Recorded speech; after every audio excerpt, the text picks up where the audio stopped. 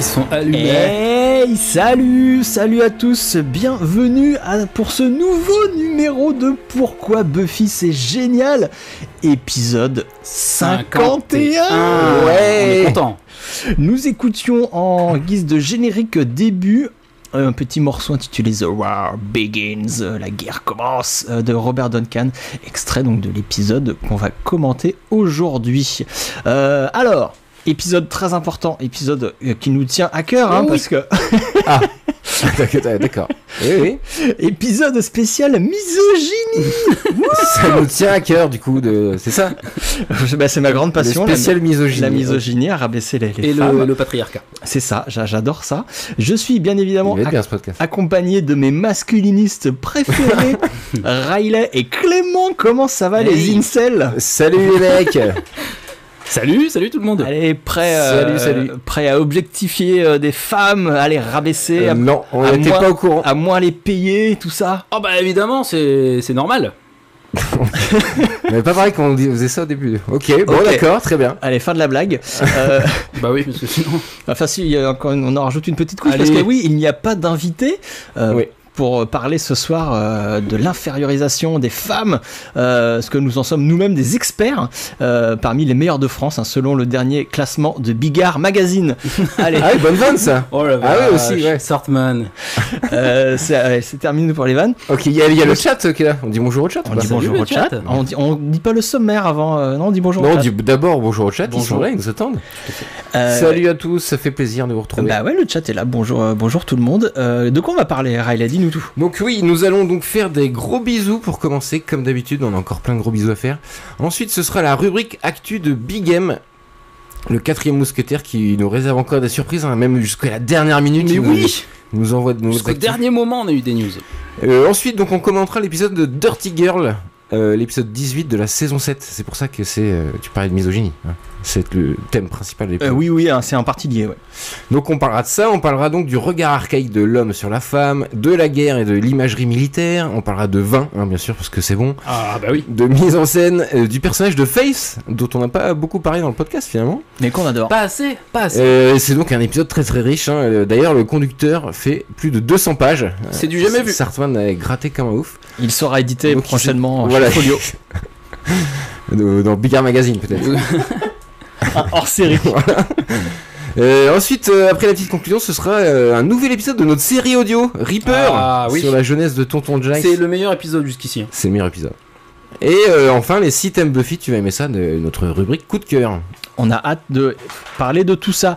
Je vous rappelle le principe du podcast. Nous faisons des commentaires audio d'un épisode de Buffy que nous regardons en direct ensemble pour mieux comprendre la série et l'apprécier. À sa juste valeur. Le podcast est un peu partout sur les internets, mais si jamais il n'est pas sur votre appli de podcast préféré, vous nous le dites et on verra si on peut y remédier. Ça existe aussi en vidéo sur Dailymotion et YouTube. Pour vous rappeler, tous les liens sont disponibles sur notre blog pourquoibuffyc'estgénial.wordpress.com, tout attaché, et vous pouvez même nous retrouver en passant par nos sites partenaires Bonus Tracks Podcasts. Je dis le S de podcasts parce que je suis un américain. Et groupe13.fr. Tout de suite, c'est l'heure de la rubrique des gros bisous.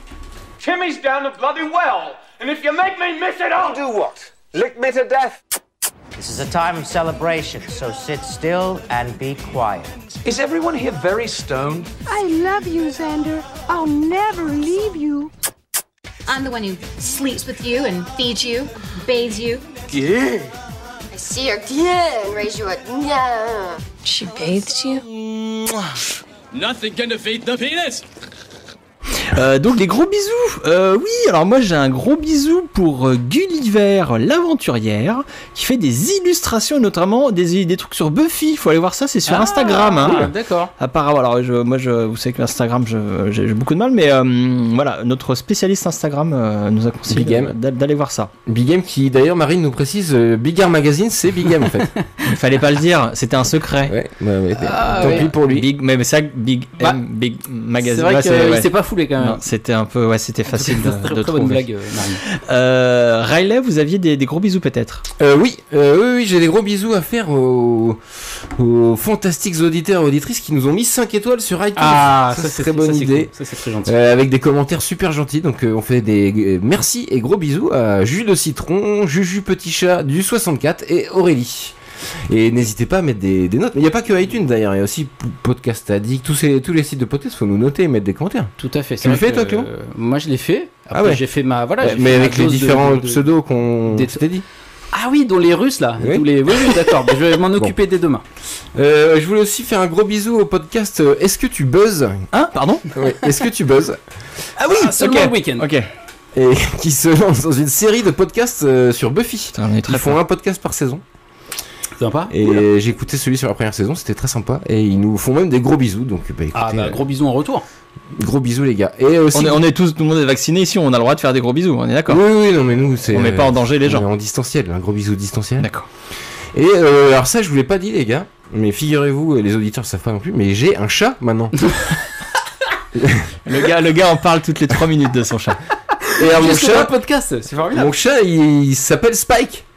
Ah ouais, oui, c'est vrai, c'est vrai. Oui, c'est vrai. Non, ok, c'est son surnom pour les internets. Quand il se mettra au podcast, il se fera appeler Spike. Mais là, je vous dis pas son nom. Un peu de vie privée. D'accord. Donc, j'espère qu'il écoute à la maison. Je lui ai laissé son YouTube ouvert, donc il est censé m'écouter. J'espère qu'il va commenter et faire vivre le chat.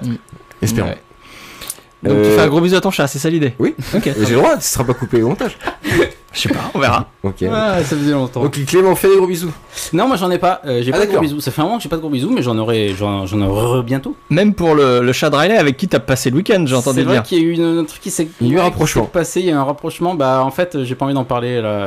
Non, mais cela ne nous regarde pas. Tout de suite la rubrique Actu. The world's gonna want to know about Buffy. You had sex with Giles? Does he mention the cheerleaders? Because we were on. Twice? Hey, Jonathan, over here. Quick photo, please. Shot. Another one? One more. What's the prophecy? 5 people have died. In a car crash. Murder? What murder? You're not here about the review? God, doesn't anyone write in to praise the cheerleaders?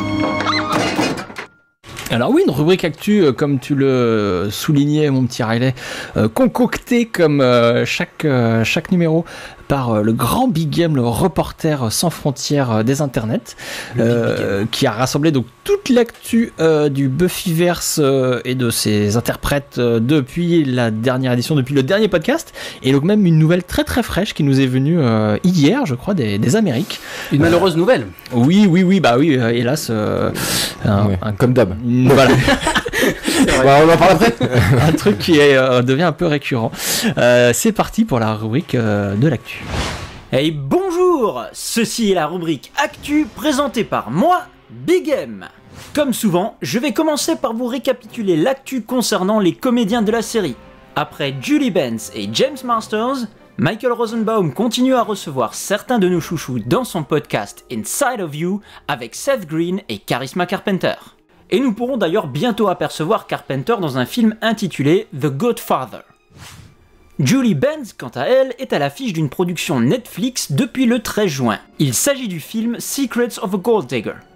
Toujours sur Netflix, la première partie, composée de 5 épisodes de la nouvelle série d'animation de Kevin Smith, Les Maîtres de l'Univers Révélation, est maintenant disponible sur la dite plateforme depuis ce mois de juillet. Et c'est Sarah Michelle Gellar qui prête sa voix au personnage principal. Et bien entendu, je vais vous parler d'Alison Hannigan, qui anime maintenant une émission diffusée de manière hebdomadaire. Ça s'appelle Adorableness, et on y présente diverses vidéos qui ont un point commun, elles sont pleines de mignonneries. Nicholas Brendon s'est encore fait arrêter par la police. Les faits qui se sont produits dans l'Indiana semblent très confus, puisqu'on parle d'usurpation d'identité, de conduite très instable en voiture, de dialogue insensé, de trafic de stupéfiants, mais c'est finalement bien pour obtention frauduleuse d'ordonnances afin d'acquérir certains médicaments que la police l'a arrêté. Nous allons avoir du nouveau du côté des œuvres littéraires. À partir de janvier 2022, Disney Hyperion publiera une trilogie de romans servant de suite soi-disant officielle à la série sous le titre de In Every Generation et serait centrée sur un nouveau personnage, mi-tueuse, mi-sorcière, et qui se trouverait être la fille de Willow. Ceci n'est pas à confondre avec le livre Into Every Generation par Evan Ross Katz et qui doit être publié en mars 2022. Ce sera un mélange de mémoire de l'auteur et de références culturelles et historiques autour du monde de Buffy. Je conclus comme d'habitude avec une news convention. Big Bad Convention vient tout récemment de révéler qu'ils mettront en place un tout nouvel extra sous forme de jeu. On n'en sait pas grand chose pour le moment, mis à part le fait que des équipes seront constituées afin de s'affronter dans un jeu de rôle et d'énigmes, et chaque équipe sera accompagnée d'un guest de l'événement. Pour rappel, les dates prévues pour la Back to Sunnydale à Paris sont actuellement les 5 et 6 mars 2022. Et voilà, merci et à très bientôt. Eh ben merci beaucoup Big M pour cette actu richissime. Donc oui, pas d'infos sur David Boreanaz. Bah non, qu'est-ce qu'il devient depuis la dernière fois? Il est plus trop sur les internets, je trouve, sur Twitter et tweet beaucoup moins. Il s'est coupé un petit peu, oui, des réseaux sociaux. Il s'est coupé, comme tu dis. Bizarre, ouais. Oui, alors Nick Brandon, bah oui, ça nous fait un peu sourire, mais c'est pas rigolo. Le gars va pas bien. On s'en était rendu compte quand on l'avait croisé, voilà, à la dernière convention, ceux qui étaient là avaient pu voir qu'il était vraiment pas au top, ce garçon, et il continue à faire n'importe quoi. Et là, moi j'ai trouvé que l'info sur les livres, qui vont être édités, qui vont apparemment parler de la suite de Buffy avec la fille de Willow, ça va être fou. Parce que c'est vraiment canon du coup. Ça on ne sait pas, mais moi en tant que fan, ça m'intrigue, ça va être. On ne sait pas si ça va être bien, voilà, mais en tant que fan, je suis assez content. Et le jeu de rôle, l'histoire du jeu de rôle aussi était très intéressant. Tout à fait. Parce que donc on est d'accord qu'il y a aucune info sur David Boreanaz, on est d'accord. On a vérifié, Big M a enquêté longuement, il a cherché sur tous les sites obscurs pour retrouver des nouvelles vidéos de David Boreanaz, et non, pas de news. Moi j'ai fait ce que j'ai pu, mais j'ai rien pu vous amener à ce moment-là. Ah, c'est toi qui niveau-là. L'horreur. Alors, à contre-cœur, nous passons à l'épisode du jour. I'm Cowboy Guy. I am the Dark Lord of Nightmare. Ooh, gang, did you hear that? A bonus day of Class Plus Cordelia. Mixing a little rectal surgery, and it's my best day ever. Stop touching my magic bone. What do we do if it doesn't work? Kill us both, Spock. I swear, one of these times, you're gonna wake up in a coma. Wake up in a... Oh, never mind. Oui, donc on rigole bêtement pendant les jingles en racontant des bêtises. Alors, l'épisode du jour, Dirty Girls, l'armée des ombres en VF, épisode 18 de la saison 7. Il a été diffusé pour la première fois le 15 avril 2003, épisode écrit par Drew Goddard et réalisé par Michael Gershman. Des infos peut-être Riley sur ces deux personnes qu'on commence à connaître, qu'on a déjà évoqué dans le podcast, mais ça fait pas de mal d'avoir des petits rappels. Oui, pour rappel, Drew Goddard, c'est un scénariste qui arrive en saison 7 de Buffy et qui continuera après à écrire sur la saison 5 de Angel et dans les comics aussi Buffy. Et il a notamment écrit en saison 7 Conversation with Dead People, qu'on a déjà commenté. C'était le numéro combien du podcast, Clément, tu te rappelles? C'était le 26. Pas du tout, c'était le 14. T'es pas loin. Et il a travaillé sur plein de films après, il a une belle carrière, et notamment il a aussi travaillé sur Lost, évidemment, précisons-le. Et il a écrit The Cabin in the Wood avec Joss Whedon aussi. Un bon film. Ah oui, évidemment. Très bon film. Donc un très bon scénariste. Et Michael Gershman, c'est un ancien de Buffy, lui il a réalisé notamment Passion, Older and Far Away, Him, qui sont des épisodes qu'on a déjà commentés. C'est un réalisateur expérimenté et on va le voir une fois de plus. Il est très bon. Est-ce que vous avez fait un petit pitch, Riley, en plus de tout ça? J'ai préparé. Il a fait un pitch. J'ai failli incroyable. Oui. Alors, mes bien chers frères, mes bien chères sœurs, nous sommes réunis ici pour commenter un épisode de Buffy contre les vampires, cette série du démon. Mon bien-aimé Sartman a été le premier à pénétrer et à comprendre la signification des portes dans l'esprit tordu de Joss Whedon. Mon très cher frère Clément a été le premier à pénétrer. Tout court. Oh, auditeurs et auditrices, venez écouter cette histoire simple que nous allons vous conter.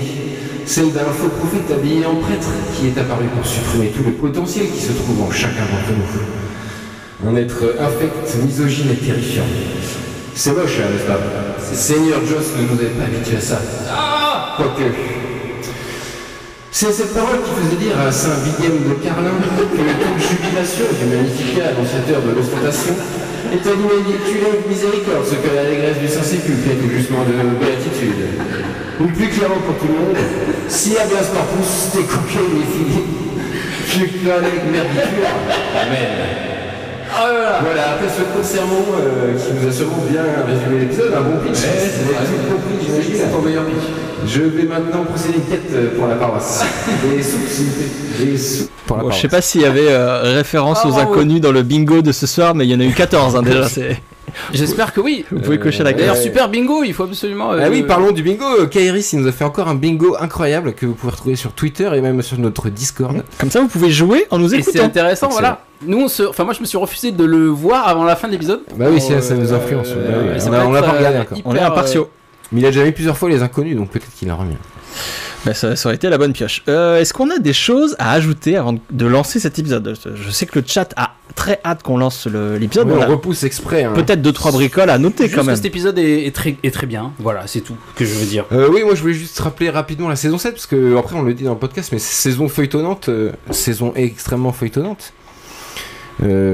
Contrairement aux premières saisons de Buffy, et juste rappeler que dans cette histoire, la Force, The First en VO, élimine les tueuses potentielles à travers le monde, et Buffy et Scooby-Dang se réunissent pour les entraîner et lutter tous ensemble contre la Force. Ça, c'est l'histoire globale de la saison. Et on arrive sur la fin quand même, c'est important. Mais oui. Parce que là, il résume pas trop les enjeux. D'ailleurs, le Previously, bon, on en parle après peut-être. On en parle après. Lançons l'épisode, on pourra parler. Moi je voulais évoquer rapido Bad Girls, parce que c'est vrai qu'il y a un épisode en saison 3 qui s'appelle Bad Girls, donc ça ressemble, le titre ressemble un petit peu, et dire que oui, il y a 2-3 mini ressemblances, comme l'arrivée en ville d'une figure d'autorité masculine, hein, c'est Wesley dans la saison 3 et Caleb ici, et puis cette situation un peu oppressive sur les tueuses qui va les faire des erreurs à la fin de l'épisode. Pareil, il y a pareil dans Bad Girls, il y a ça aussi dans Dirty Girls, voilà. Mais ça s'arrête là, hein. C'est 2 épisodes quand même assez différents qui parlent pas exactement de la même chose. C'est juste le titre qui... Voilà. Qui nous tétille, hein, qui nous rappelle des bons souvenirs. Et ici, notez quelque chose d'assez important, c'est qu'il existe déjà des commentaires audio de cet épisode que vous pouvez retrouver sur vos vieux DVD. Hein, vous savez, les DVD qu'on arrive à lire nulle part. Hein. Moi, je sais pas comment on fait pour lire des DVD, c'est infernal. Il faut aller chez Big M pour lire des DVD. Moi, ça marche plus chez moi. C'est insupportable. C'est vrai que c'était bien. Je vais aller chez Big M à chaque fois. Donc il y a des commentaires audio qui ont été faits par Drew Goddard, donc le scénariste, on l'a dit, et il est accompagné du fameux Nick Brandon, hein, qui était déjà très en forme à l'époque. D'accord. Et donc ça se ressent dans les oui, alors il y a un truc de très très intéressant, donc on va expliquer pendant tout l'épisode en quoi cet épisode dénonce le male gaze, hein, le regard masculin sur les femmes, empreint de misogynie. La merguez, il a dit. Et donc c'est le thème central de l'épisode, pas la merguez, le male gaze. Excusez-moi. Et c'est très très dérangeant parce qu'en fait pendant tout l'épisode Louis Brandon il passe son temps à faire des petites remarques sexistes et débiles, et donc on sent Drew Goddard un peu gêné par ce collègue. Oui, parce que le collègue gênant, il rigole un peu, mais en fait il était con de base. Il a rien compris à l'épisode qu'il était en train de tourner. C'est comme à la convention. Voilà. Où les autres guests étaient gênés, c'est marrant. Alors, à part ça, il y a quand même 2-3 choses intéressantes à piocher dans ces commentaires audio que j'ai bien évidemment mises de côté et que je vous distillerai au fur et à mesure de nos propres commentaires audio. Si ça vous va, hein, chers auditeurs d'amour. C'est formidable. Donc, est-ce que tout le monde est prêt ? Chez vous, oui. Munissez-vous de votre télécommande, donc si vous regardez un vieux DVD, de votre souris, de tout ce que vous, de votre tablette, peut-être vous regardez sur des tablettes. C'est parfait. Ceux qui arrivent maintenant sur le live, vous tombez pile poil. On va lancer l'épisode et on va le commenter en direct, et on compte sur vous le chat pour le commenter avec nous. Attention, 3, 2, 1. C'est bon, top à la vachette, c'est parti. On commence par un Previously. Et Face, ouais, pas mal de Face dans ce Previously, personnage qu'on a très peu évoqué dans le podcast et enfin on la voit, la tueuse rebelle. Et on l'adore. Et en plus de ça, donc saison 7, saison très feuilletonnante, et donc on nous la résume rapidement, parce que là c'est l'épisode 718, hein, on est en fin de saison 7, et on va nous la résumer rapidement, cette histoire de The First, la force, hein, en VF, qui veut tuer toutes les potentiels, et les potentiels qui viennent se réfugier à Sunnydale, dans la maison de Buffy. Tout à fait. Et la force qui apparaît à travers les morts, bien sûr. Et qui s'avère être une menace beaucoup plus flippante que le reste. Now it's just a handful. That's what it wants. To erase all the Slayers in training and their watchers, along with their methods. And then Faith, and then me. It's the end. No more Slayer. Spike has his soul now. That's what's gonna stop him from. On apprend aussi qu'il y a eu un léger problème dans le dernier épisode autour de Spike. Donc l'histoire Spike a provoqué un conflit avec d'un côté Wood, vous savez le principal, le nouveau principal du lycée, et Rupert qui était pour s'en débarrasser. Se débarrasser de Spike, voilà, exactement. Personne ne veut lui. Tandis que Buffy voulait. C'est le fils d'une tueuse. Et oui, il faut le rappeler quand même. Et Buffy, Spike a tué. Buffy voulait elle défendre Spike et elle a donc cassé la gueule à Wood pour lui dire c'est moi qui décide, c'est moi la patronne. Et voilà, et donc petit conflit avec Giles, le président se termine là-dessus. Ouais, saison 7, beaucoup de conflits, beaucoup moins drôle, on va en parler, mais il y a quand même moins de blagues dans la saison 7. Mais priorité au direct, là, une jeune femme est poursuivie par des vilains moines. On retrouve le genre de scène qui avait ouvert les 2 premiers épisodes de la saison, en Turquie et en Allemagne, où des potentiels se faisaient courser et éventrer par des bringers. Elle est sauvée par un prêtre. Et oui, parce que là, on est aux Amériques. Wouh. Et voilà, heureusement, elle est secourue par un type en camionnette. Et c'est Nathan Fillion qu'on adore. Il a un regard bienveillant, donc tout va bien. Mais oui, il a sa bonne tête de gars sympa. Il commence par être gentil. C'est tout le truc de la scène d'ailleurs. Ça va basculer. Ouais, et puis il fait son petit sourire. Il a son regard, il a son costume de prêtre. Donc on se dit c'est un homme de bien. Et c'est exactement le même. C'est connu, les prêtres, c'est toujours des gens bien. Et voilà, et quand on connaît la suite, on sait que c'est un clin d'œil aussi aux Bringers qui sont eux habillés en moines et qui sont aussi les serviteurs de la Force. Et on va se rendre compte que Caleb, puisqu'il s'appelle Caleb, on le sait pas encore, c'est un peu pareil. Parce que voilà, il va y avoir un petit twist, il va devenir très très méchant. Voilà, et dans ce dialogue, c'est bien amené cette espèce de côté creepy qui arrive de plus en plus au fur et à mesure qu'il parle. On dit ok, comme elle en fait. De plus en plus fou. I'm going there myself. I ain't never been, but I expect we could find a police station or... I just need to get to Ravello Drive. C'est très bien vu. Ouais, et puis c'est une figure d'autorité et qui va commencer à devenir inquiétant quand il dit I don't believe young girls should be in the woods at night. Il dit que si elle était en danger, c'était pas la faute des psychopathes qui la poursuivaient, c'était de sa faute à elle. Voilà, elle n'a rien à faire. Donc c'est le tout début, c'est la première évocation du thème qui va être de war. Ouais, qui va être central. Et voilà, et après quand il la traite de pute, c'est encore pire. Et là c'est parti, là on a compris à qui on a affaire. Et là le montage, on était sur un plan large devant, on les voyait deux, et là on commence à se rapprocher du visage de Caleb. La façon dont c'est filmé, c'est super. Voilà, c'est ça, c'est le thème central de cet épisode, la misogynie masculine, le regard des hommes sur les femmes qui poussent, et les hommes qui jugent les femmes, qui veulent les dominer. Donc la notion de male gaze, comme je vous expliquais. Ça fait 3 secondes qu'il connaît la nana, et il se permet de la mettre la mal à l'aise, et en lui disant et de la juger. Et de la juger, voilà. Il se permet de la buter, il a tenté de la buter après. Et voilà, après... il faut les faire disparaître parce qu'elles sont dirty. Et ça c'est intéressant qu'il s'appelle Caleb, ce monsieur, parce qu'on va l'apprendre plus tard, il s'appelle Caleb. Il a un costume religieux de ministère, de pasteur, et les dogmes religieux, on sait qu'ils sont souvent à la source de cette domination des femmes par les hommes. Et Caleb, c'est intéressant comme nom. Les noms dans Buffy sont jamais choisis au hasard. Caleb, c'est un fidèle serviteur de Moïse dans la Bible, un gars qui croira tout le temps du début à la fin Moïse, qui ira alors que d'autres au début le croient pas trop. Et donc c'est un vrai believer, un vrai croyant, quoi. C'est ça qui est important, comme va être Caleb avec The First. Et dans une seconde partie de sa vie, quand il est devenu roi et tout, il prend l'habitude de filer en mariage ses filles à des mecs qui lui ont rendu service. Donc c'est le personnage, le prénom idéal pour un gros bâtard. Alors on le verra plus tard, il est pire que ça, c'est un meurtrier, tueur en série de jeunes femmes, donc le bras armé parfait de la force. Pour The First, la force. Il est en mission. Il y a aussi un côté, c'est du classique aussi dans Buffy, revisiter une scène d'horreur un peu c'est vrai. Du classique, c'est-à-dire que la victime est sauvée par quelqu'un qui est encore pire que les poursuivants d'avant. Voilà. Il y a ça dans Massacre à tronçonneuse. Non, elle se fait poignarder là en direct. Et il lui a sorti tout un pataquès de saloperies religieuses. Ta tête est remplie de saleté.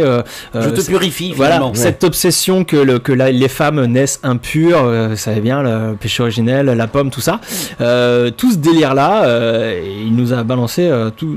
Et il a balancé la meuf en même temps. On a compris. C'est sur le chat là des pires méchants, le pire méchant de la série. Mais oui, on va en parler, vous inquiétez pas. Et il la marque au fer rouge, hein, juste avant de la jeter. Ouais, avec l'allume-cigare. Un truc qui est pas très cool quand on fait ça aux animaux. Alors aux êtres humains, c'est encore. Priorité au direct, il y a Face qui revient back in Sunnydale. Ouais, elle est bien badass. Elle est un peu dégoûtée de revenir là. Oui, et elle se rend compte tout de suite que oui d'accord. Okay, c'est pas normal. En fait, c'est la suite directe. Sunnydale. Il y a Willow aussi, c'est la suite directe de l'épisode de Angel en fait. Orpheus, épisode 15 de la saison 4 de Angel. Et juste pour finir, cette histoire de fer, c'est aussi cette notion que la femme est propriété de l'homme. Je te marque, tu es ma propriété, tu m'appartiens. Il y a ça. Comme un bétail.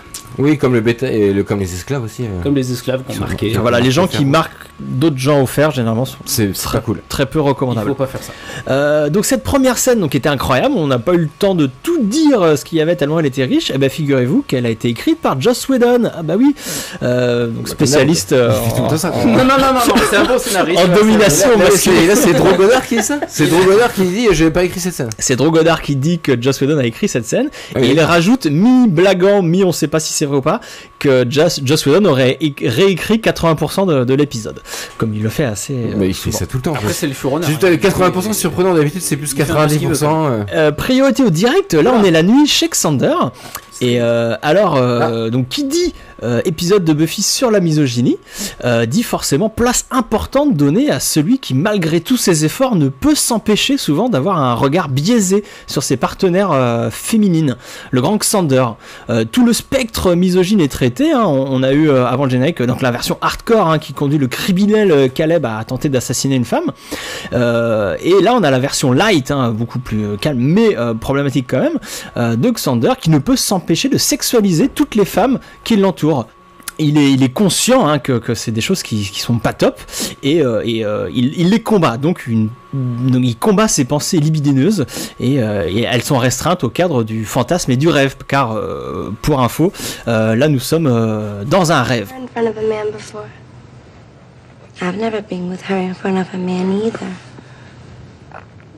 Et oui, et ces tueuses potentielles disent à Xander qu'elles sont très effrayées, et puis elles sont tellement jeunes. Bon, c'est le cliché complet du délire masculiniste, et jeune homme qui veut une jeune femme vierge et pure et soumise à son autorité pour être protégée et instruite.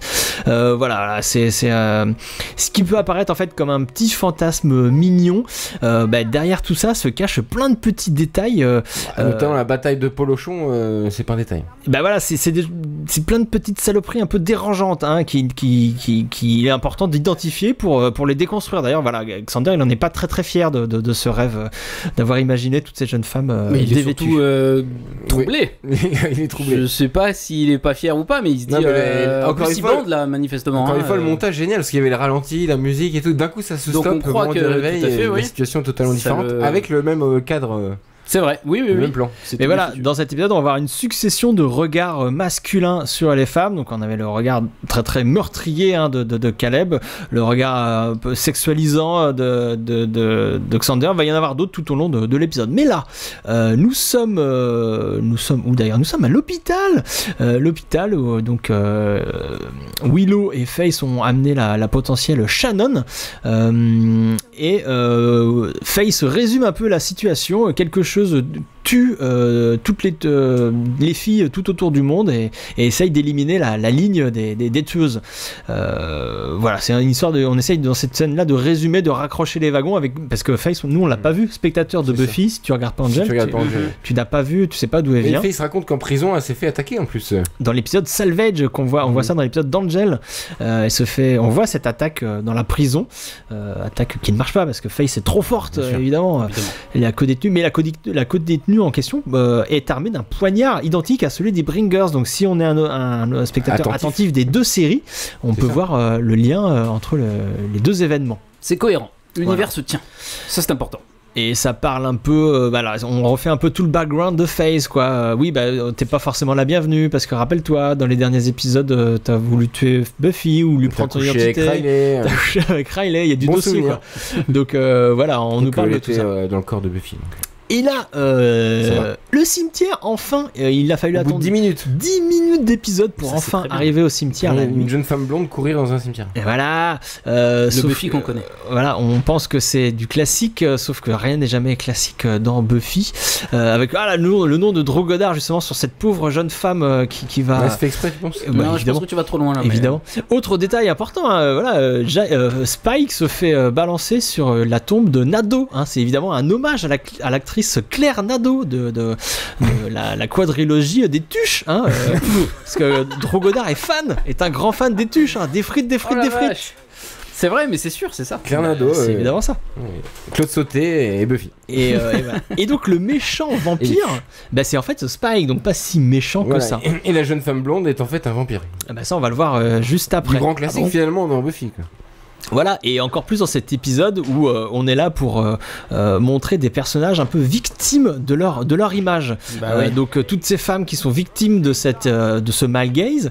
Et là on a ces deux personnages très intéressants, Spike et Face, qui eux sont un peu les rejetés. Les méchants, c'est les méchants mal aimés. Repentis, le bad boy et la bad girl de la série. Les meilleurs. Et qui n'ont plus de vilains que le passé, en fait, ils sont plus vraiment vilains. Mais cette image leur colle à la peau.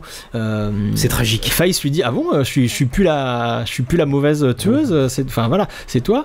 Spike. Je n'ai rien à voir avec Angel, dit Spike. Ça c'est très drôle. Dès que le nom d'Angel est évoqué à côté de Spike, il y a toujours des très très bonnes vannes. Il y aura plus tard. C'est très méta, ce qui est tout le temps comparé quand même à Angel. Enfin peut-être plus en saison 7, remarque. Mais surtout oui il a une âme aussi. Il a tout pareil quoi. C'est un sale copieur. Puis Face et Spike, moi j'ai toujours voulu voir ça. Je le vois. Mais faut lire les comics, mon petit Clément. Et il va falloir. Et là justement donc Face est obligé de se battre contre la jeune femme qui est en fait une vampire. Et il y avait un petit clin d'œil à l'épisode Face Open Trick, la première fois qu'on découvre Face, où elle commence par emprunter un pieu à Buffy en lui disant hey hi. Et là c'est Can I borrow that? Enfin c'est pareil, c'est le même genre d'expression pour lui emprunter son pieu. Et je voulais dire, pour appuyer la qualité du montage, que de voir Buffy que maintenant, j'ai trouvé ça cool, parce que d'habitude on la voit tout de suite, et là ça l'iconise encore plus de la découvrir comme une espèce de légende qui arrive un peu tard quoi. C'est vrai.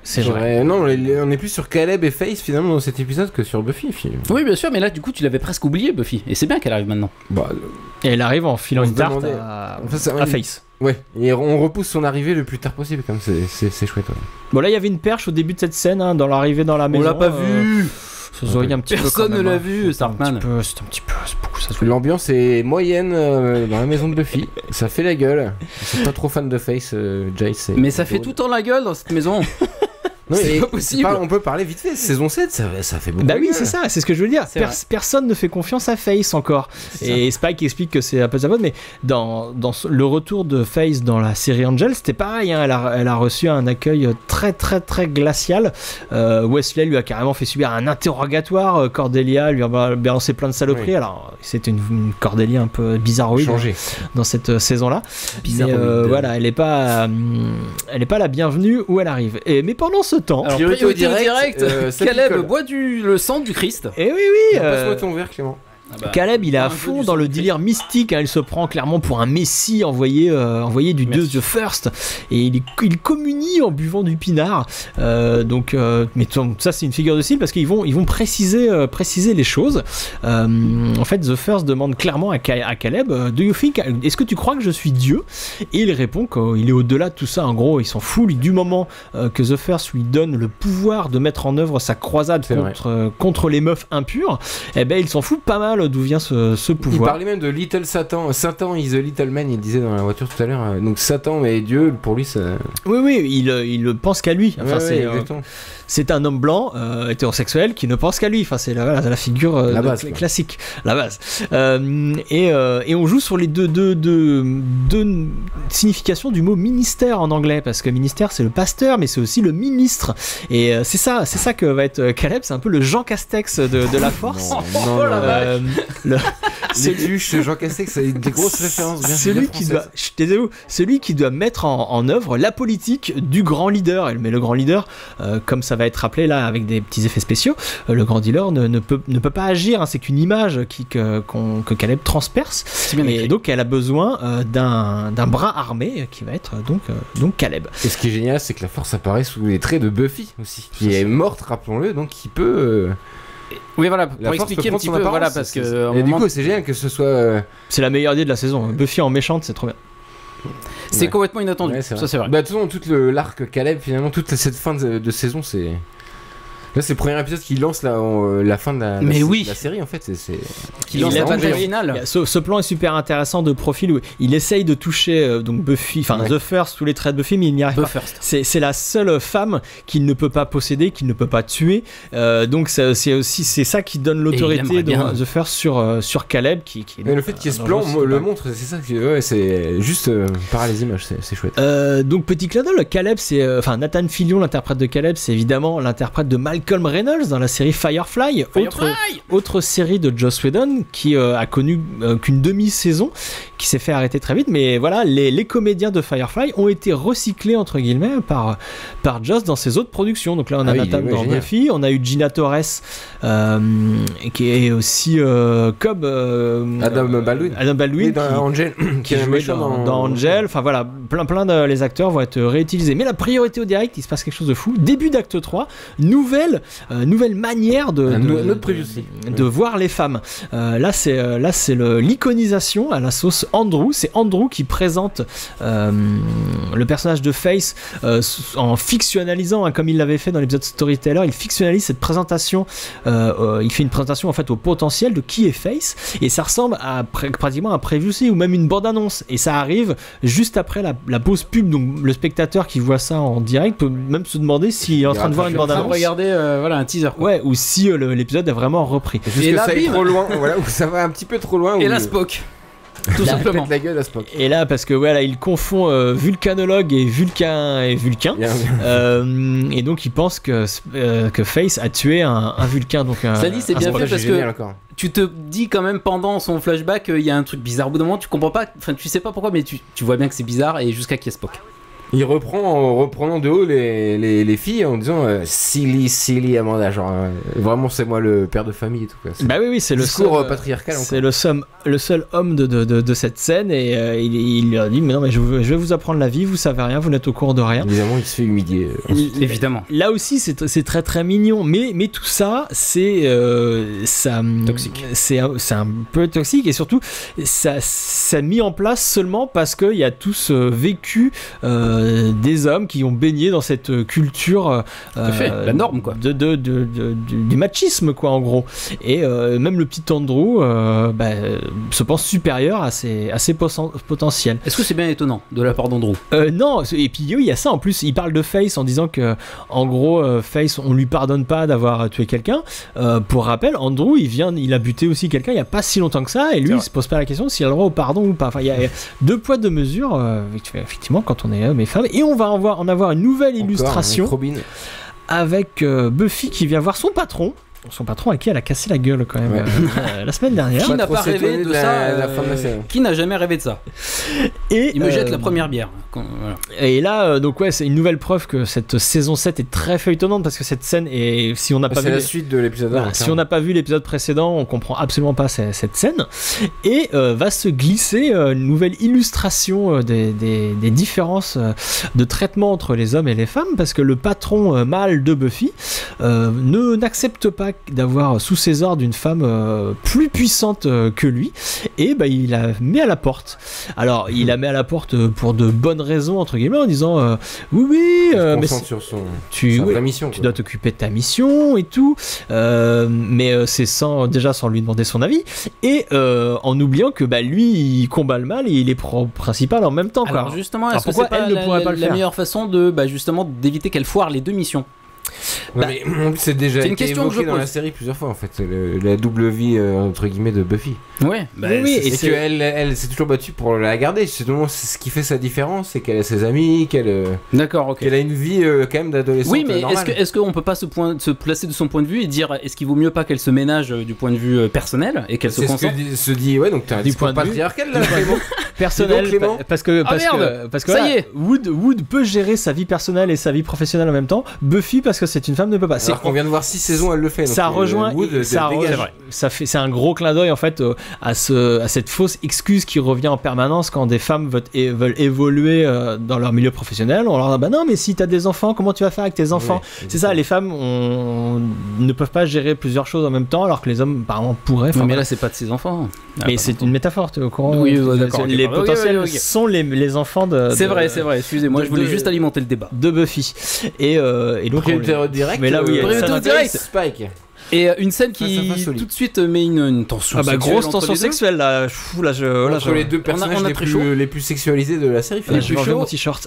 Donc oui, Spike, donc à poil là, sous son petit drap, est rejoint par Face. Alors Face va lui rappeler qu'ils se connaissent déjà, hein, mais lui il s'en rappelle pas forcément parce que la première fois et seule fois qu'ils se sont vus jusqu'à présent, c'était quand Face était dans la peau de Buffy en saison 4.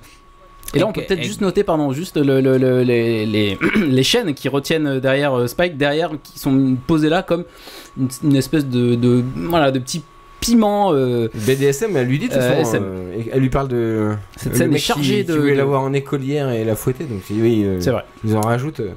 Scène excellente. Alors je vais le dire parce que c'est pas la scénariste que je préfère dans toute la team Buffy, mais elle a été écrite par Martin Oxon. Donc soulignons que cette superbe scène est écrite par Martin Oxon parce qu'il y avait une idée derrière ça.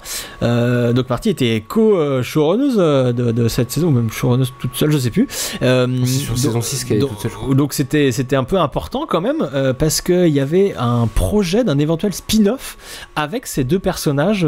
Parce que à ce moment-là, tout le monde savait que la série allait s'arrêter, que Sarah Michelle Gellar ne continuait pas, et on envisageait éventuellement un spin-off avec ces deux personnages.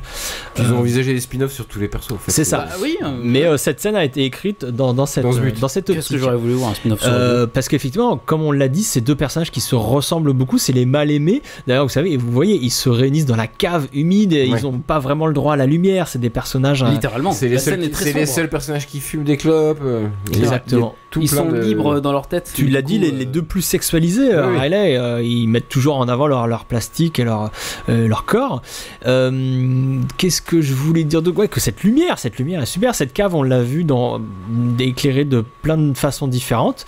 Là, elle est vraiment très très sombre. L'histoire de clope aussi. Enfin, pardon, on fait de la redite, mais voilà, l'histoire de fumer après l'amour, ça fait. C'est vrai. Rajoute une petite. De toute façon, là, on a l'impression que Spike il vient de faire l'amour justement. À poil sous ses draps. Et attends, tu vas voir après, parce que le cadrage nous indique. Et il y a un rapprochement, et il y a toute une mécanique de charnel, enfin de montée en tension amoureuse, parce que voilà, au départ elle est habillée, elle commence à se dessaper, Face, elle se rapproche. Et là, regardez, dans ce plan, pardon, je te coupe, mais on dirait qu'ils viennent de baiser là, littéralement. Parce que là, on voit pas si elle est habillée ou pas. Il la cache complètement, et là ils viennent de baiser, quoi. Ça y est. Et elle lui a pris sa cigarette. Enfin voilà, ils ont toujours été comme s'ils se connaissaient depuis toujours, ces deux personnages. Alors que pas du tout. Et il y a aussi ce truc, on est dans un épisode donc avec des thématiques très religieuses, la bien-pensance, tout ça, et dans tout ce délire puritain religieux, le sexe c'est mal, hein. Donc forcément les méchants, c'est le côté obscur, les bad entre guillemets, ils aiment le sexe, et ils ne s'en cachent pas, ils sont pas vous avez été très très méchant à cette table, j'ai l'impression. Oui, punis-moi. Si peu. Et là il se passe un truc pour génial. Une scène de comédie romantique. Et bim, regarde, avec le quiproquo. Et Buffy. Qu'est-ce que vous faites là? Buffy qui débarque là-dessus, c'est un peu le ciel mon mari, hein, d'une comédie de boulevard. Le mari qu'on pensait au travail rentre plus tôt que prévu et surprend sa femme au lit avec un autre. Et voilà, et sauf que comme on est dans Buffy, les genres sont inversés, mais c'est complètement les codes de l'adultère qui sont joués ici. Mais oui, la gêne. Ça fonctionne super bien, quoi. On a vraiment l'impression que ils sont gênés. Que tout le monde est gêné et que Buffy arrive au mauvais moment alors qu'il s'est rien passé, on le sait. Enfin, mais très drôle. La Shannon, la potentielle qui avait été très très malmenée par Caleb, se réveille. On la retrouve. Donc elle est pas morte déjà. On sait pas comment elle a fait pour survivre à on ne sait pas. ce truc horrible quoi. Elle était morte, mais bon, voilà. Elle a un bol monstrueux. Nuit du chasseur.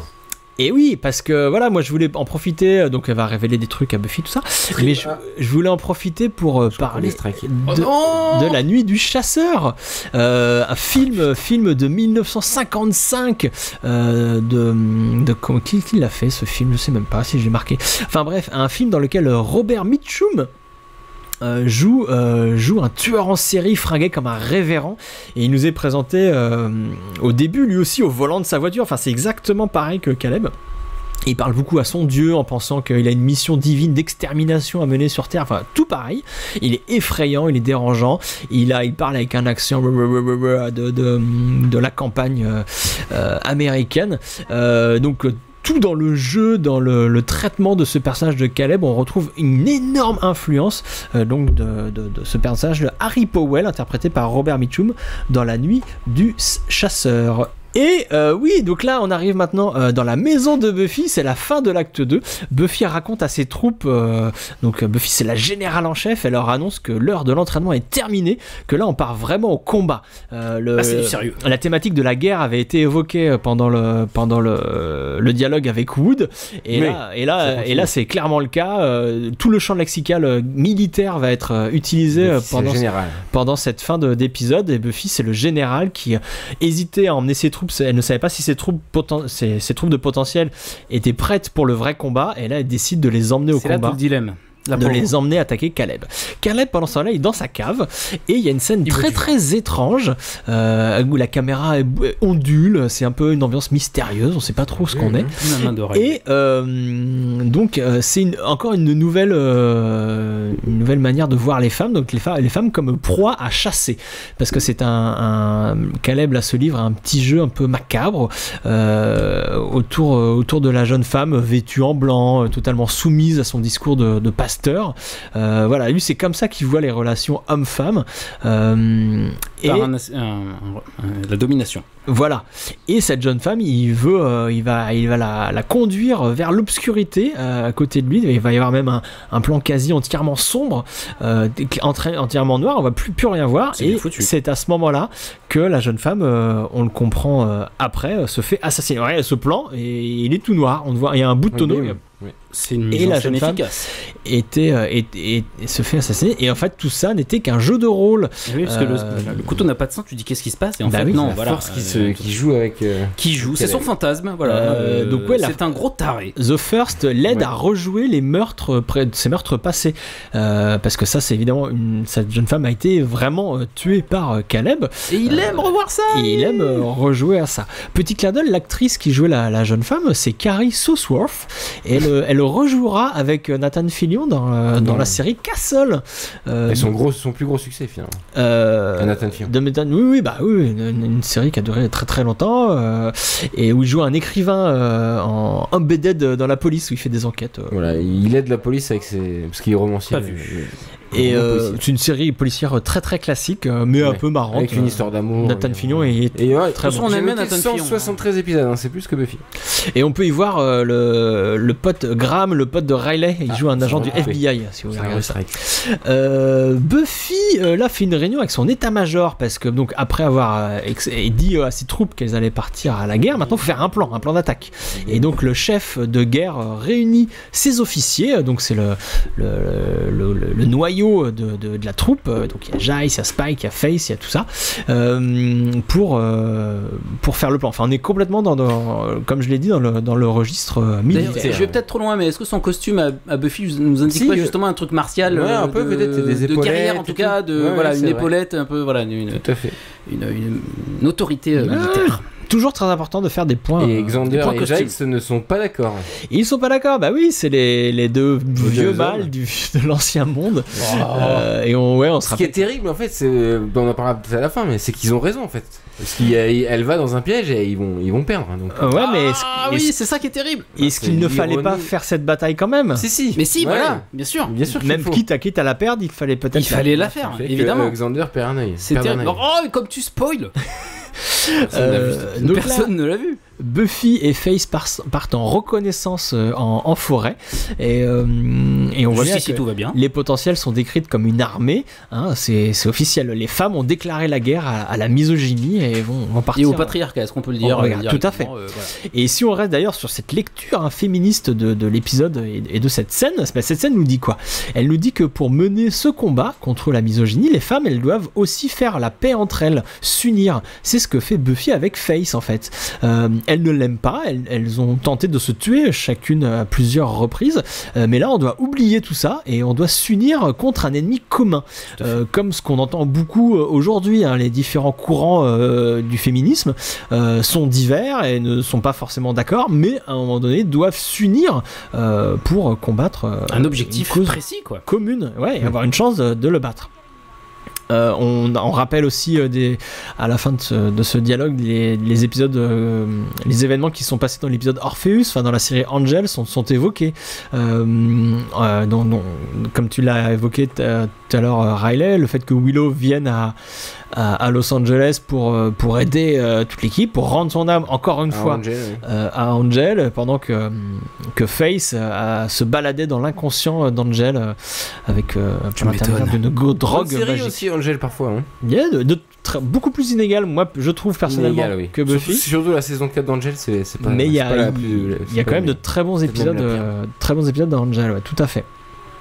Et donc la scène va se terminer, cette scène-là, au Vineyard, et par l'évocation de la cavalerie, hein, donc encore un terme militaire. Et oui, décor du vigneron de Vineyard, de Shadow Valley Vineyard, je crois que c'est ça. J'ai oublié ce que j'ai écrit. Nouveau décor qu'on n'avait pas vu dans Sunnydale et qui est très cool pour tout ce côté aussi thématique, quoi. Et autre clin d'œil à Firefly, parce que Shadow, c'est le nom de la planète de naissance de Malcolm Reynolds, hein, le personnage interprété par Nathan Fillion. Donc là, Xander fait un discours au potentiel sur les qualités de guerrière et de leader de Buffy. Bon, il a tenté, quoi. Oui, alors, et ça met le doigt sur quelque chose d'assez qui peut être dérangeant, hein, pour quand on est non belliciste. En fait, il explique que là, on va faire la guerre et que Buffy, elle est 100 000 fois meilleure que nous et que nous, pauvres mortels, on doit la suivre aveuglément, suivre ses ordres et ne jamais les remettre en question. C'est la définition parfaite du chef de guerre et ça montre l'ambivalence, hein, de ce genre de situation. Parce qu'en cas de conflit généralisé, voilà, si t'es dans l'erreur, le groupe des gentils, en gros, hein, qui met normalement en avant le particularisme, l'ouverture aux autres, la vie en communauté, tout ça, et ben ici il doit fonctionner, ce groupe, comme un mini régime totalitaire, en gros autoritaire en tout cas, et l'individu doit s'effacer derrière le chef. En fait, c'est ce qui est de Buffy, est chef de famille et devient chef de guerre. Chef de guerre, là, elle est complètement chef de guerre. Et encore une fois, elle l'a pas voulu. Et donc c'est super ambigu, mais c'est volontairement ambigu. Une manière, et je reviens là-dessus, de dire qu'il faut passer par des choses pas très cool quand on fait la guerre, quoi. En fait, la guerre, c'est sale. Pour se construire, le discours de Xander est excellent, là. This time, not literally. And I'm telling you right now, she cares more about your lives than you will ever know. You gotta trust her. She's earned it. Damn. I never knew you were that cool. No, you always were a little slow. I get that now. All right. Bah oui, c'est là où Andrew pleure d'ailleurs, il me semble. Oui, il verse sa petite larme. Parce qu'il y a aussi peut-être un truc méta, c'est-à-dire que moi en tant que fan, j'ai kiffé ce moment-là parce que ça me fait penser au discours, genre à Aragorn avant le début d'une bataille ou dans l'Armée des Ténèbres. Et du coup, ce discours, je comprends qu'Andrew pleure parce que c'est un moment qu'on kiffe nous en tant que fanboy, quoi. Enfin, fanboy ou fangirl, fan tout court. Spike fait référence au Falcon Crest, hein, c'est un soap opéra des années 80, donc c'est pour en remettre une petite couche sur la passion de Spike pour les soap opéras. On l'a déjà vu quelques fois regarder la télé dans sa crypte. Et c'est aussi pour ça qu'on l'aime. Bah oui, il est comme nous, hein, en fait, Spike. Il est un peu comme nous. Surtout la coiffure, Clément. Du coup. Et là, on va arriver à la baston. Ça va être une là, ça devient très grosse. Là, ça devient pas mal. très grosse scène de baston. On va voir que dans un premier temps, ça va se passer pas trop mal. Hein. L'armée des potentiels va bien s'en sortir, mais ça va être uniquement le début. Hein. Là, ça affronte que des moines aveugles, donc ça se passe pas trop mal. Vous allez voir que l'arrivée de Caleb va un peu changer la donne. Hein. Après, ils ont pris un risque avec cette mise en scène parce que c'est tout sombre et on voit pas beaucoup. Alors c'est peut-être voulu, hein, du coup, que ça, on sache pas bien qui tape sur qui. On comprend, moi, justement. Oui, on comprend, mais je vous dis qu'ils ont pris un risque et c'est assumé pleinement et c'est bien exécuté, mais ça rajoute une vraie ambiance un peu étrange, mystérieuse, c'est glauque. Tout à fait, c'est vrai. Et puis il y a des plans qui accompagnent les corps pour changer de scène de baston et tout, enfin de personnages. C'est vrai, c'est bien fait. D'accord, donc moi il me semblait que c'était limite au niveau de la lisibilité, mais que c'était très potable. Et voilà, il arrive, il fait son serment de taré intégriste, hein, qui veut tuer les impurs, et surtout il va donner un coup. Mais c'est surtout un big bad de ouf. Ouais, parce qu'il va donner un coup à Buffy qui va la faire valdinguer et qui nous annonce que ce psychopathe. En plus, il a des pouvoirs. Mais non, mais enfin, pour le coup, c'est génial parce que je me souviens de ce que j'avais ressenti la première fois que j'ai vu. Je me suis dit putain, là on a en face quelqu'un qui est pas un monstre. Et qui arrive à frapper Buffy méchamment. Enfin, on sent tout de suite que ça va être compliqué de le battre, quoi. Et bah oui, parce qu'on arrive à la fin de l'acte 3, donc faut qu'on ait très très très peur, hein. Faut que nos héros soient en danger à la fin de l'acte 3. On a tous très très peur. Et là, ça va arriver bientôt, hein. Most of flame, with that most precious invention of all mankind, the notion of goodness. Slayer, il va dire taupe, tu vois qu'il va dire taupe. Est-ce que Caleb va dire taupe avant que attention, taupe, alors, taupe, et voilà. Ouh là là.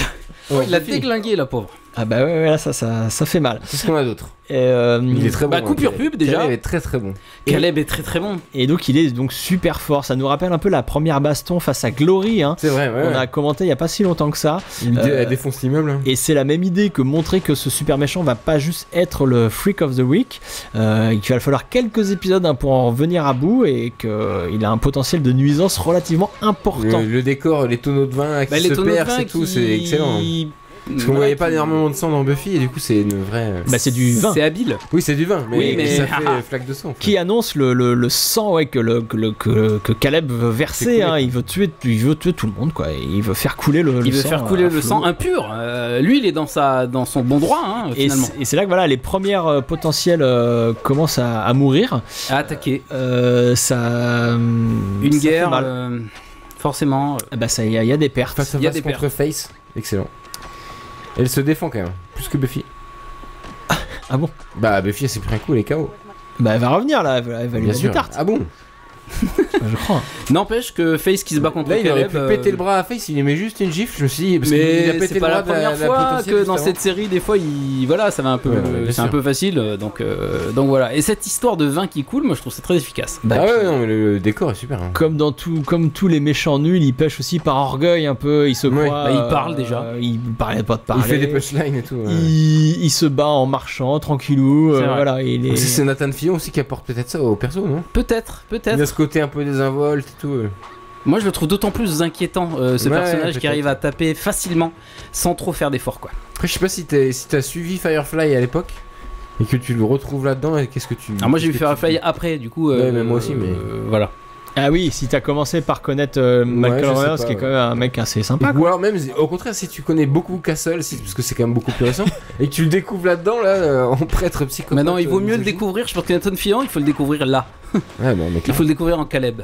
Mais alors, Captain Hammer, il va donc si vous avez vu cet épisode, vous savez très bien ce qui va arriver au pauvre Xander. J'espère que vous l'avez vu. Xander qui évoquait ses yeux dans son discours de motivation. Hein, il disait faut toujours viser les yeux, les monstres ont toujours des yeux et tout. Et là, il va lui arriver. Et là, c'est dommage parce que hop là. Ah, c'est horrible cette scène. Il a fait crever l'œil. Caleb lui crève un œil en lui disant tu es celui qui voit tout, hein, c'est ça. En plus c'est vrai. Et oui parce que voilà c'est ça. Xander c'est celui qui voit les choses, hein, comme il disait à Dawn à la fin de l'épisode Potential, l'épisode l'épisode 12 de la saison 7 où Xander il lui disait aussi je vois plus que les autres parce que les autres me regardent pas. parce que personne me regarde.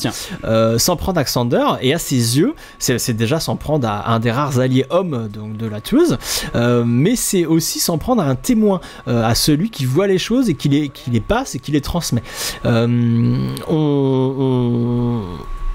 On vient de voir il y a quelques minutes son discours qui motivait les potentiels. Sans son discours, sans son rôle de transmission, peut-être que les tueuses les potentiels ne seraient pas allés à la bagarre. Évidemment. Et si on reste sur une lecture politico-militaire comme de cette fin d'épisode, on peut voir en Xander l'image des médias qui couvrent un conflit, qui sont là pour rapporter les faits et nous dire si une guerre aussi terrible soit-elle, si elle est légitime ou pas, si on peut la faire, on peut la faire, dans quelles conditions on peut la faire, tout ça.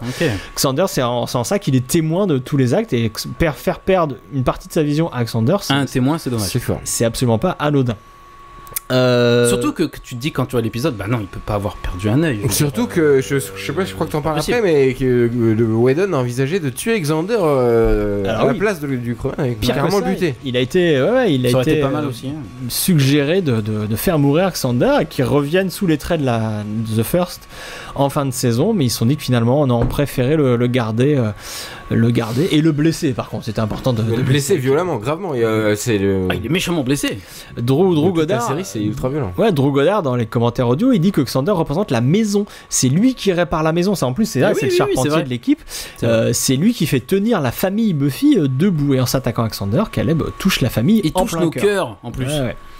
C'est un final extrêmement sombre, parce qu'à la fin donc il y a tout un monologue de Caleb encore dégueulasse sur Caleb. Il ouvre et il referme l'épisode. Un délire biblique sur toutes ces mêmes choses nulles, et où il doit buter la première femme, la Dirty Girl, tout ça, sur le péché originel, tout ça, et là-dessus Buffy déambule dans les rues un peu paumée, ne sachant là va toucher le fond, pas dans cet épisode. Enfin, déjà ça va mal, c'est encore après qu'elle touche de plus en plus le fond. Ah oui, t'es terrible fin de saison. T'as merdé, c'est fou.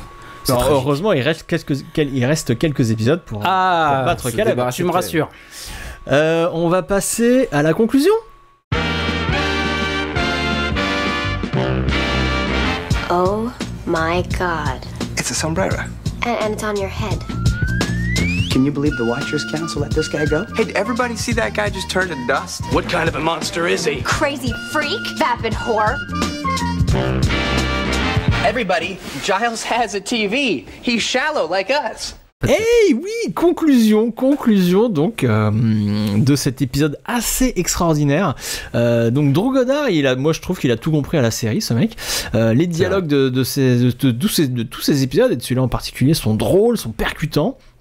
Et on retrouve l'énergie des premières saisons, tout ça, parce qu'il était avant tout un gros fan de la série, avant d'en devenir scénariste.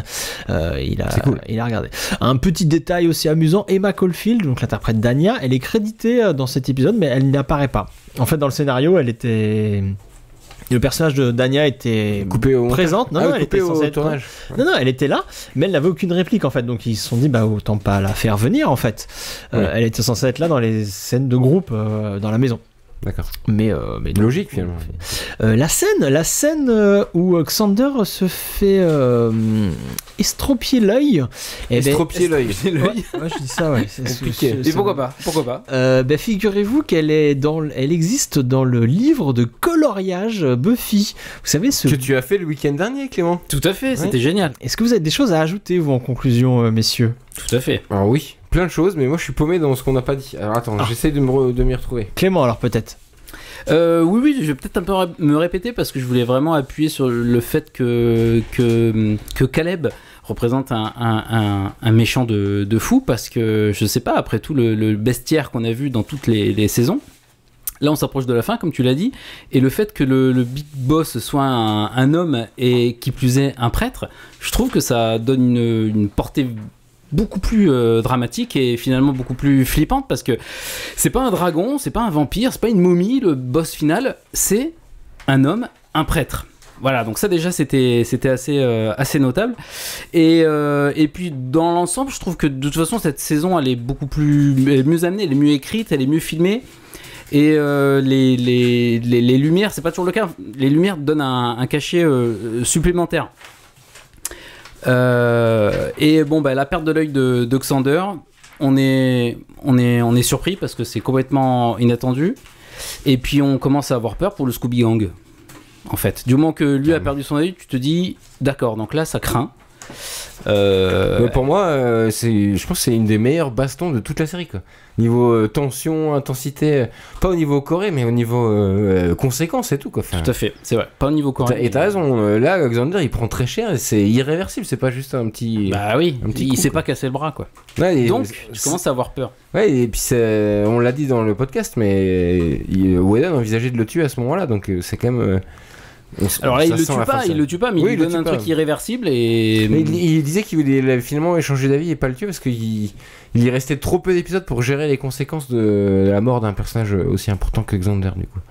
Il s'est dit autant le blesser gravement et puis du coup ça va le caractériser encore plus. On le verra dans les BD, on le verra dans les comics, tout à fait, mais aussi même dans les derniers épisodes de Buffy, parce que mine de rien, c'est bientôt fini. Et puis ça plante les graines de la culpabilité que Buffy, en tant que chef de guerre, va devoir supporter, quoi. Elle est responsable, non pas de la mort de Xander, mais de son handicap, quoi. Et sur ce côté chef de guerre, il y avait dans la scène avec Wood, dans le bureau de Wood, il y avait un truc intéressant aussi que disait Drew Goddard dans les commentaires, c'est que en fait, pendant cette saison 7, les États-Unis venaient d'entrer en guerre contre l'Irak. Tout à fait. Et justement, avec Joss Whedon, il voulait parler de la guerre, de comment on se met en ordre de bataille, tous ces trucs sales qu'on doit faire pour lutter contre un ennemi horrible. Mais il voulait pas parler de cette guerre-là en particulier, il ne voulait pas réagir à l'actu. Et donc ils ont fait exprès de rajouter quelques subtilités dans le dialogue de Buffy, où elle dit qu'elle fait la guerre malgré elle, qu'elle a été poussée à faire ça. Enfin, elle voulait parce que ils étaient obsédés par l'idée de ne pas vouloir ressembler à la politique américaine et à ce que faisait George W. Bush, en fait. Et j'avais noté justement que j'ai pas dit pendant le truc, mais pendant l'enregistrement, mais justement au sujet de George Bush et de la guerre, il y a Yael, notre copine Yael, qui est venue de plusieurs fois dans le podcast, qui a écrit sa thèse sur ça, tout à fait. Sur les guerres qui s'appelle la 7ème saison de Buffy contre les vampires et les guerres de George W. Bush, analogie, commentaires et critiques. Et c'est justement, ça parle de tout ça et elle l'évoque, vous pouvez le voir sur YouTube justement, salut YouTube qui strike nos lives d'ailleurs au passage. Un gros bisou. Souviens-toi Clément, on y était, la conférence de Yael, Carole et Sandra Logier au Forum des images sur Buffy. Tout à fait. Il y a tout un passage justement sur cette saison 7 et sur cette analogie avec la guerre en Irak qui est passionnant. Qui est notable. Ça c'est ce que j'avais pas dit pendant le podcast. Et là maintenant tu l'as dit. Ouais, non, d'autres choses. C'est formidable. J'avais un site très important que j'avais noté que j'ai pas eu le temps de dire. Il y a une référence à un excellent film qui s'appelle Glitter avec Mariah Carey. Ah oui, d'accord, on en est là. Donc. Dans la scène géniale, dans la cave humide avec Spike et Face. Voilà, et dans la Glitter, tu fais bien de comédie musicale. Ton film préféré. Excellent. Voilà. Et pour la petite anecdote, Mariah Carey a gagné le Razzie Awards de la pire actrice pour ce film. Oui, j'ai vu ça. Merci Riley. Ça me semblait important de parler. Il fallait dire. Et si le Nuit du Chasseur, t'as pas dit le réalisateur, je crois. Parce que je l'ai. Charles Laughton. Charles Laughton, évidemment, le grand Charles Laughton. Et juste la Nuit des Chasseurs, il y a un truc qui à voir, grand film à voir. Très très malaisant, mais à voir. Il y a un côté, c'est pas un film fantastique, mais il y a la façon dont c'est filmé, dont c'est éclairé. On peut se dire que le méchant Robert Mitchum, il a un côté fantastique un peu à la Caleb. Oui, parce qu'il y a aussi toute une partie du film qui se passe du point de vue des enfants. Et donc passe comme un grand méchant. Ce taré, il passe pour un grand méchant et comme tu dis surhumain parce qu'il est du point de vue des enfants qui le prennent pour quelque chose d'imbattable. C'est très flippant. Pour finir avec cette histoire de guerre, je voulais aussi rapprocher donc Dirty Girls d'un film The Dirty Dozen qu'on connaît ici sous le nom des 12 salopards. Donc voilà, au-delà de la similarité du titre, donc ce film de 1967 de Robert Aldrich qui raconte comment une douzaine de types sont recrutés dans une prison militaire pour être envoyés dans une mission spéciale, une sorte de mission suicide pendant la Seconde Guerre mondiale. Et alors on peut voir plein de points communs entre les deux œuvres. Il y a les références religieuses évidemment, parce que c'est 12 salopards, c'est les 12 apôtres, tout ça. Il y a un des personnages qui est très mystique et qui déteste les femmes comme Caleb. Enfin voilà, il y a plein de petits. J'ai cru que t'avais dit Clément. Petit clin d'œil, mais surtout il y a une phrase qui m'a fait, parce que j'ai revu le film du coup pour préparer le podcast, et il y a une phrase qui est très intéressante qui est dite par comment il s'appelle, c'est Lee Marvin, c'est le major qui recrute tous ces taulards pour en faire un bataillon d'élite, et après que ces gars aient été examinés par le Toubib, et le Toubib il dit c'est n'importe quoi, il y a des tarés, des psychopathes, des crétins, c'est n'importe quoi ces 12 mecs, et Lee Marvin donc il répond: c'est parfait, c'est avec ces gens-là qu'on gagne des guerres. Et déjà c'est très drôle, et c'est vraiment une phrase qui est importante, parce que oui, la guerre c'est ça, la guerre c'est sale, on la gagne avec les méchants, donc c'est pour ça dans cet épisode qu'on rappelle Face, c'est pour ça que Buffy tient à garder Spike à ses côtés, on a vraiment besoin de tout le monde dans une guerre, même des gens sur lesquels on comptait pas forcément au début. Il y a David sur le chat qui nous dit que c'est Suicide Squad, en fait effectivement Suicide Squad n'a rien inventé finalement. C'est le même scénario. Ah d'accord, je connais pas du tout. Mais avec des super-héros, enfin des super-vilains du coup. Ah d'accord, ok. Bah oui, non mais c'est Margot Robbie. Il y a Margot Robbie aussi, il y a Margot Robbie. Il y a Margot Robbie. Est-ce qu'on a d'autres choses à dire en conclusion? Ah si, le côté chef de guerre qui continue à être développé, le côté de chef de guerre de Buffy qui continue à être développé dans les comics saison 8. Où elle gère justement toutes les potentiels qui sont devenus. Ah bah oui, puis là c'est devenu un bataillon d'élite. Ouais, il y a carrément il y a un vrai côté militaire avec chacun. Buffy dirige un vrai groupe ultra organisé avec une vraie hiérarchie des gadgets. Si ça, vous êtes curieux de cette Buffy, cette version de Buffy, allez poursuivez avec les comics. Une très belle conclusion. On va maintenant passer à la rubrique. Il n'y a plus de chouf. Bon, il y a fin de podcast. Il y a plus de chouf. C'est terminé. On va maintenant passer à la rubrique préférée de nos auditeurs et nos auditrices au sujet décrété. Bah, c'est Reaper, c'est votre feuilleton. Le feuilleton que vous attendez tous. Alors aujourd'hui, quel épisode on écoute, Riley? On écoute le 5e épisode de Reaper déjà. Oula, déjà. On arrive bientôt à mi-saison. Hein. Ouais. Mais c'est le meilleur épisode. Ce sera en 12 épisodes. C'est le meilleur épisode. Qui s'appelle Death Record et qui est, je pense, qui est beaucoup plus long que les autres. Préparez-vous. Bah, on a tout donné. Le monde de la musique, c'est ça qui est. L'industrie musicale. L'industrie musicale qui utilise la magie et tout, vous allez découvrir ça. On a deux doigts de la comédie musicale. Hein. Ça commence en chanson, effectivement. Bah, allez, tout de suite, c'est parti. On met ça, et puis gros bisous à Lorraine qui fait Reaper avec nous. Alors c'est le moment de, il y a beaucoup de guests. De remercier toutes les voix magnifiques qui ont participé à cet épisode. Donc Lorraine, il y a Émile et Guy qui était venu dans le podcast. qui était venu dans le podcast, qu'on fait deux voix formidables.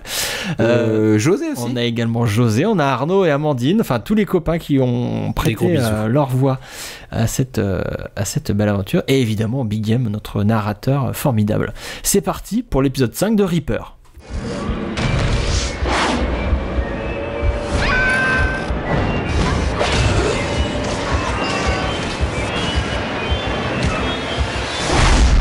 Reaper. Épisode 5. Death Records. Don't you hear my call from you many years away? Don't you hear me calling you? All your letters in the sand cannot heal me like your hand. For my life still ahead, pity me. C'est génial, t'as vraiment un truc. C'est vrai? Vous trouvez? Je vais être très clair avec toi. À chaque fois que j'accepte de recevoir de belles poupettes en audition dans mon bureau, c'est uniquement pour... tu vois? Oui, j'ai compris, merci. Pour leur montrer mon instrument. Oui, alors je vous confirme que j'avais déjà compris, mais moi je suis là pour... Je sais pourquoi t'es là, ma jolie. Tu te dis que chez Death Records, on ne fait que de la musique de qualité, mais sans jamais négliger le public.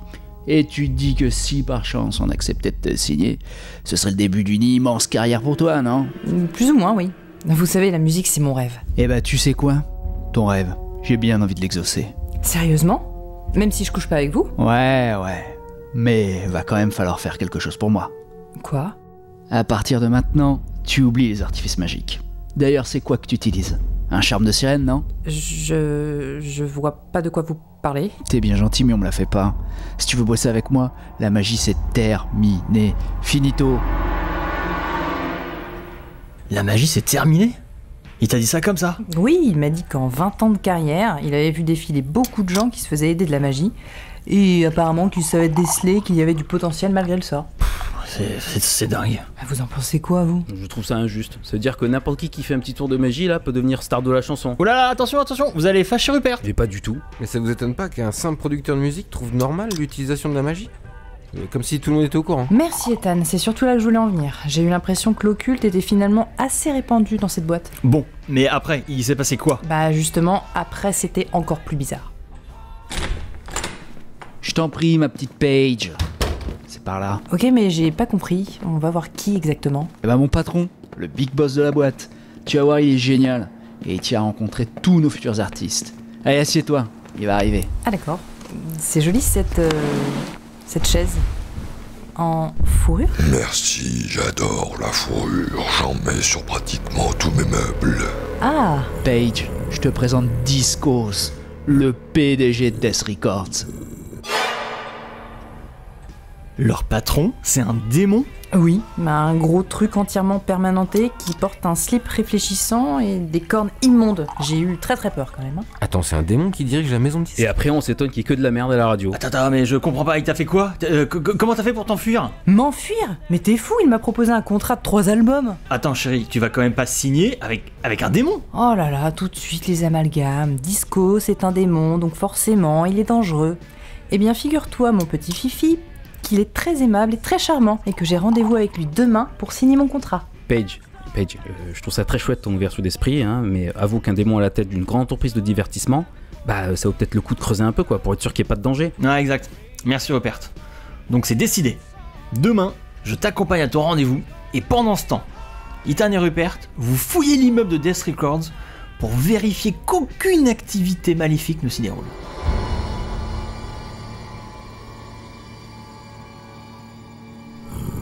Monsieur Discos, Mademoiselle Dridri et son agent viennent d'arriver. Comment ça, son agent? Richard, tu m'avais dit qu'elle n'avait aucun entourage. Bah, je sais pas, c'est ce qu'elle m'a dit. Bon, faites-les entrer. Ah, ma chère Paige, c'est un plaisir de te revoir. Richard, monsieur Discos, c'est un plaisir partagé. Bonjour messieurs, je suis Philippe Newman, l'agent de Paige. Nous avons énormément de choses à voir ensemble. Ravi de vous rencontrer. Et ça fait longtemps que vous vous occupez de Paige? Oh, vous savez maintenant, n'importe quel artiste qui débute doit avoir un agent. Elles veulent toutes être la nouvelle Janis Joplin. Et sans un bon agent, impossible de sortir du lot. Tout le monde veut faire du rock. Ça tombe bien, car nous avons d'autres projets pour Paige. Ah bon? Et c'est quoi ces projets? N'as-tu jamais pensé que tu pourrais être une star du disco?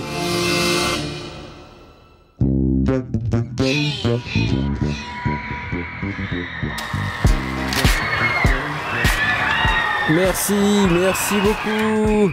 Mais on est un peu pressé, on a rendez-vous avec Mick.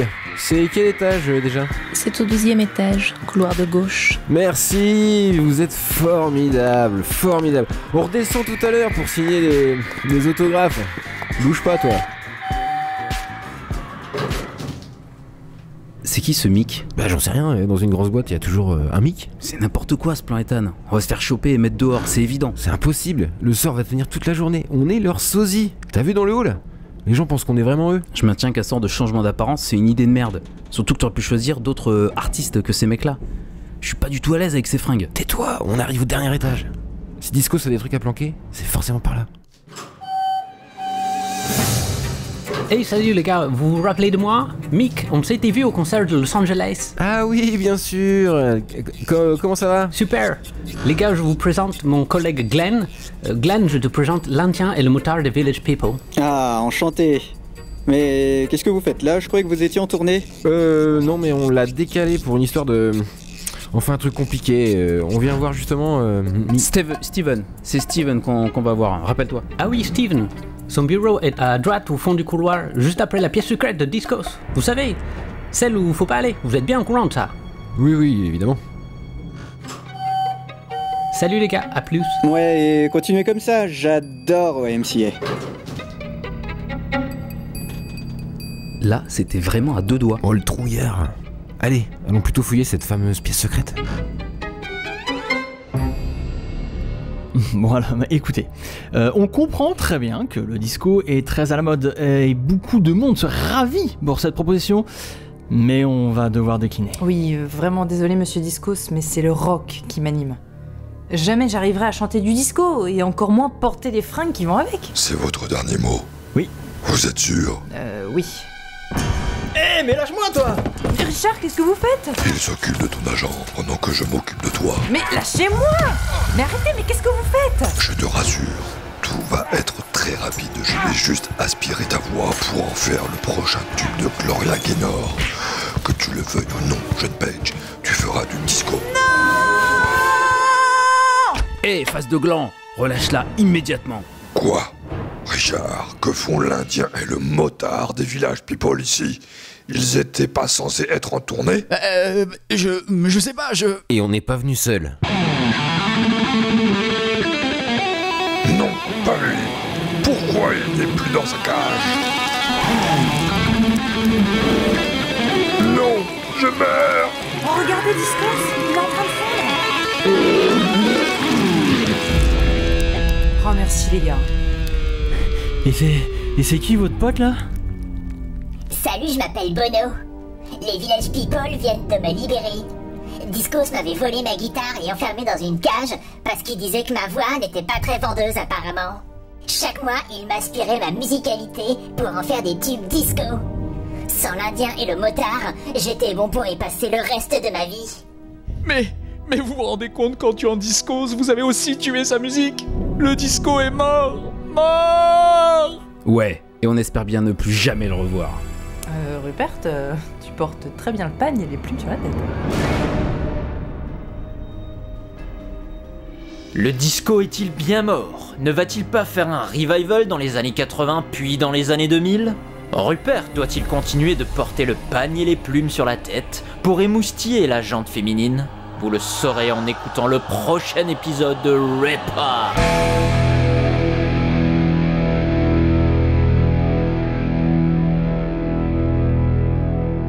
Ah bah voilà, alors c'est ce que je vous avais dit, c'est le meilleur épisode.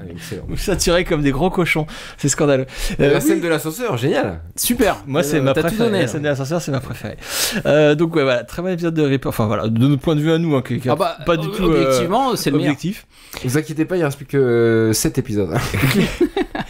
On va maintenant passer à l'autre rubrique préférée. Il n'y a que des rubriques préférées de nos auditeurs et auditrices. C'est pour ça qu'il y a autant d'auditeurs en live qui nous écoutent. La rubrique Si t'aimes Buffy, tu vas aimer ça. Les vrais qui sont sur le Discord. You're English, right?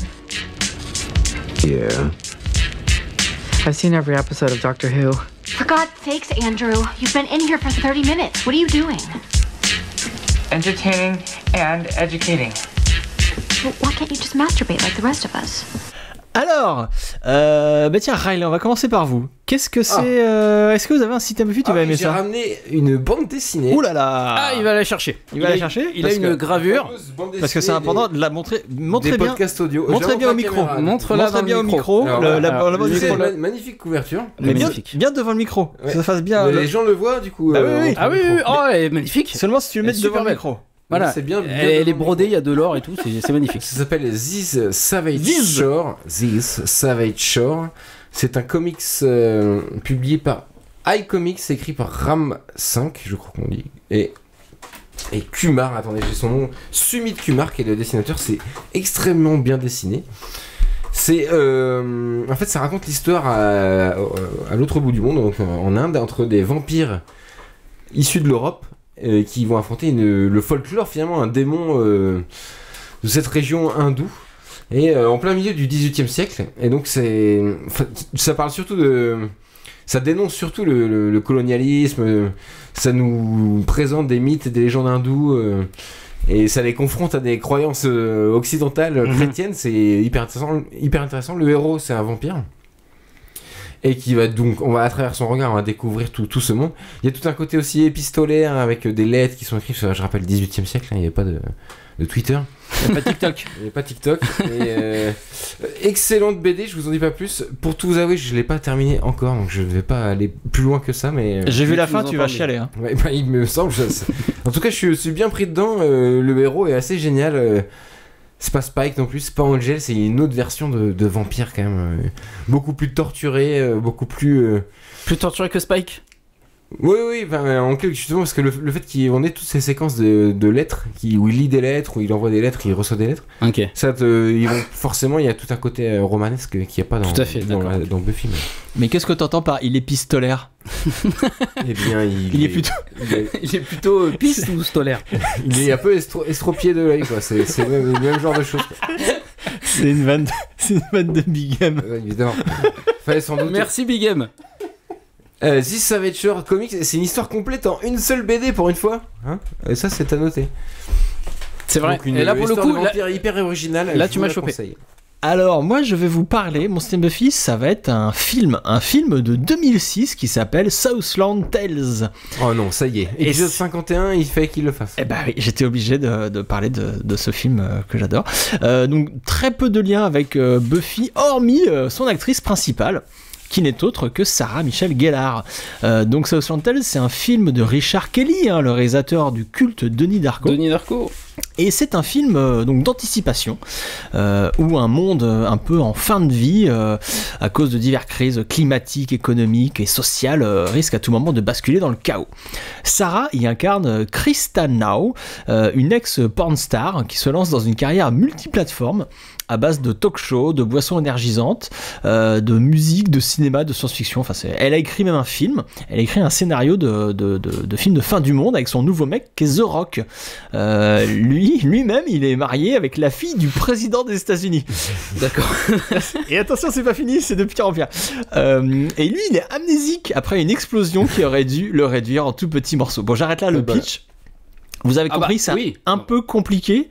Non, mais surtout que là, j'ai dit à peine 10% du film, quoi. D'accord, ça a l'air bien. Il y a beaucoup de choses dans ce film. Il y en a même de trop. C'est n'importe quoi. On dirait, c'est un peu n'importe quoi. Il y a des néo-marxistes, il y a un savant fou, il y a des jumeaux diaboliques. Il y avait vraiment plein de choses. Et c'est des choses que je vais vous laisser découvrir tout au long des 4 ou 5 visionnages que vous ferez de ce film. Parce que comme Denis Darko, et encore plus que Denis Darko, il faut voir ce film plusieurs fois si on veut avoir une chance de... Et il y a plusieurs montages aussi. Et voilà. Et là, je voulais on y revient. Parce que ce film a une histoire assez fascinante. Ce film, donc 2006, Déjà, c'est l'année où t'as rencontré Sarah Michelle Gellar. T'allais en parler, pardon. J'allais évidemment pas en parler, mais si, mais t'es obligé d'en parler. On peut en parler. J'adore en parler. Ce film est sélectionné au Festival de Cannes, et donc Sarah vient présenter le film. Et moi, comme je travaillais à cette époque-là pour le festival, j'ai eu l'honneur d'avoir Sarah en face de moi pendant. De loin. À combien de mètres? On était à 5 mètres. Ah, quand même. Ah ouais. Donc c'est là où elle t'a remarqué. Elle m'a vu. Sarah. Enfin, bref. Elle a entendu que ta voix, forcément. Elle m'a regardé. Donc elle vient dans le prochain podcast. Avec Léa. Ouais, c'est ça. Non, mais voilà, donc elle vient à Cannes, présentation à Cannes, sauf que la projection est un échec total. La critique démonte le film. Merde. Les gens se cassent, huent le film, enfin ça va pas du tout.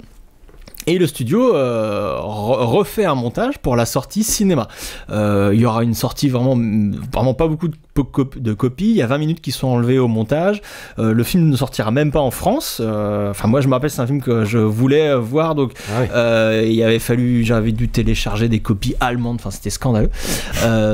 Et là, il s'est passé un truc super dernièrement. C'est que... Parce que moi aussi, je vais montrer un truc au micro. Ah bah oui. Oui, il est magnifique. Arrow Video, un éditeur de DVD, de Blu-ray anglais, a sorti Southland Tales, enfin un combo de Blu-ray, 2 Blu-ray et les 2 versions du film.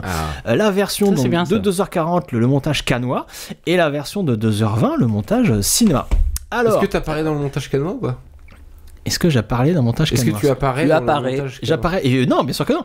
Non, parce que le film était fini au moment de. Ah, mais oui, c'est cool. Ouais, Ah oui, non, bah, c'est dommage. Il est court, c'est vrai.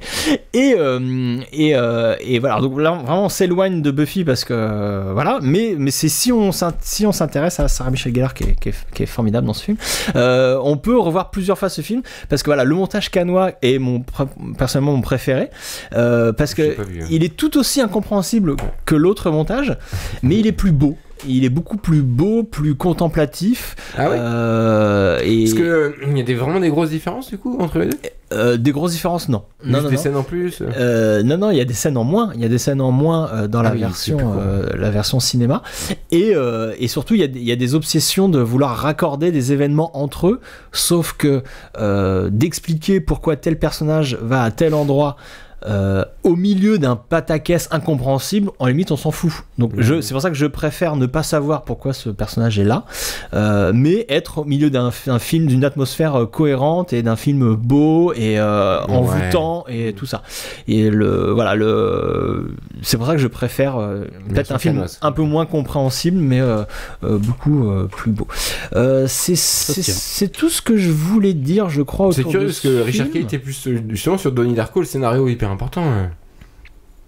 Ouais, mais là, cohérent et tout, alors que là, non, mais là, important. Je pense que c'est raté, surtout parce que c'est raté, tu penses, ouais. Bah, il a voulu mettre beaucoup trop de choses dans ce film. Il y avait personne lui a dit c'est trop. Richard, mais non, parce que Donnie Darko a été un tel. Il avait carte blanche après, qu'à mon avis, il a fait ce qu'il voulait. Donc. Ouais, d'après ce que j'ai vu sur cette info, c'est que le gars s'est plus senti pissé, quoi, et que du coup, il s'est lâché complètement. Et je trouve qu'il a fait il a fait The Box aussi, un troisième film. Ouais, avec Cameron Diaz qui est pas dingue non plus, mais qui est intéressant. Non, mais il fait. Mais depuis il fait plus rien. Bah non, parce qu'il peut plus. Il peut plus monter de film, quoi. Il est tricard, quoi. Je crois qu'ils vendent des clopes à Belleville.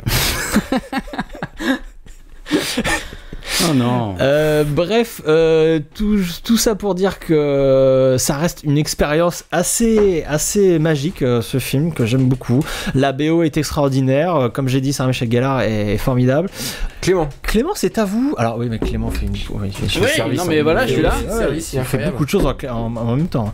Mais donc tu fais bien. Est-ce que tu vas pouvoir nous raconter ton petit système Buffy? Tout à fait. J'en ai deux. Allez, fais-toi plaisir.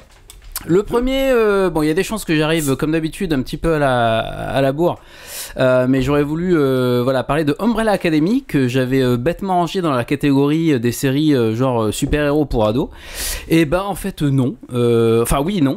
C'est-à-dire que en fait le thème est plutôt la famille et donc ça part de la famille et de l'excellence et du poids de celle-ci. Quand tu es issu de ce genre de catégorie sociale, quoi, où tu excelles dans tout et que du coup tu dois assumer cette perfection. De plus, la direction artistique est plutôt magnifique. Je trouve les plans très très beaux. C'est très travaillé. Il y a un petit côté frère Cohen. Je sais pas pourquoi j'ai dit ça parce qu'en fait pas du tout. Mais en tout cas c'est une belle série. Ça dépend du montage. Non mais je sais pas pourquoi j'ai dit ça. Enfin bon, bref, tant pis. Par bien des aspects, ça m'a fait penser c'est surtout ça, je pense, qui est intéressant à The Hunting of Hill House dont j'avais parlé déjà dans ce podcast. Et pour moi, Umbrella Academy, ce serait un peu The Hunting of Hill House à la sauce X-Men mis en scène par Tarantino. Voilà, je sais, ça a l'air un peu compliqué, mais en tout cas, c'est du bon. Umbrella Academy, c'est ça? Umbrella Academy, ouais. Je sais que, voilà, tu m'as dit que c'était un comics à la base, cher Riley. Moi, j'ai lu le comics, ouais, mais j'ai pas vu la série.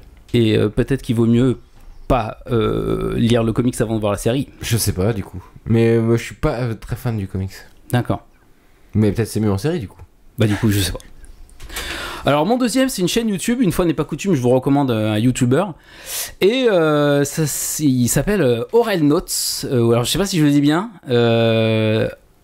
Oral Notes. Ce YouTuber c'est spécialisé dans la parodie dans le détournement de Star Wars. Il a fait plein d'autres trucs, mais ses vidéos les plus célèbres, c'est celle-là. Et j'aurais voulu vous en parler parce que j'imagine que vous connaissez Le Grand Détournement, La Classe américaine, Michel Avnesius, tout ça. Et bah le gars a fait pareil avec Star Wars, c'est-à-dire que le montage, il n'y a pas de gag à proprement parler dans les vidéos, mais les détournements la synchronisation labiale est extrêmement bien faite, c'est-à-dire que chaque réplique sonne comme est dite avec un vrai gag, et c'est surtout très bien écrit. Il a réécrit tout Star Wars, et c'est très drôle. Moi je passe des soirées à me pisser dessus devant Oral Notes, donc je voulais en parler. Est-ce qu'on laisserait pas nos amis tranquilles ? Il serait temps, ouais. Parce qu'on les a beaucoup dérangés. De 4 heures, hein. On les a beaucoup dérangés ce soir à aller sur différentes chaînes, différentes vidéos YouTube, sur le Discord, sur le tout ça. C'est vrai.